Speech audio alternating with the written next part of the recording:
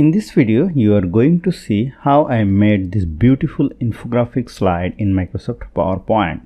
If you are very lazy to make this slide, just check the video description.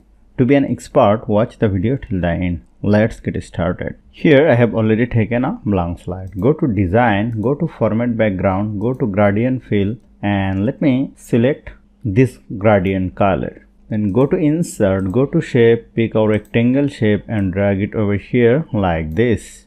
Select it and place it over here. Go to Shape Outline, make it no outline. Go to Shape Fill and make it white fill color.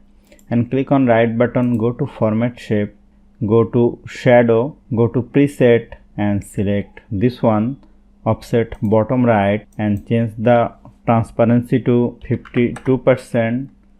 Change the blur to 50 point and change the distance to 30 points. Then go to Insert, go to Shape, pick this right triangle shape and drag it over here like this. Go to Shape Outline, make it no outline. Now hold down the Ctrl key, select this one and this shape, press Ctrl D to duplicate, place it over here. Select this one, click on right button and send it to back. Then select this one and this one, press Ctrl D to duplicate, place it like this. Select this one, click on right button and send it to back. Now select this one, press Ctrl D to duplicate, place it over here, click on right button and send it to back. Now select this shape, go to Shape Fill, select this fill color, go to Shape Fill, go to Gradient and select this one, Linear Diagonal. Then select this one, go to Shape Fill, go to Shape Fill, go to More Fill Color, choose another fill color, click on OK, go to Shape Fill, go to Gradient and select this one. Let us select this shape, Shape Fill, select this fill color, go to Shape Fill, go to Gradient and choose this gradient color. Now I have to add some text. Go to Insert, go to Shape, pick a text box, drag it over here and write here Team A. Change the font, select the font color and choose this color.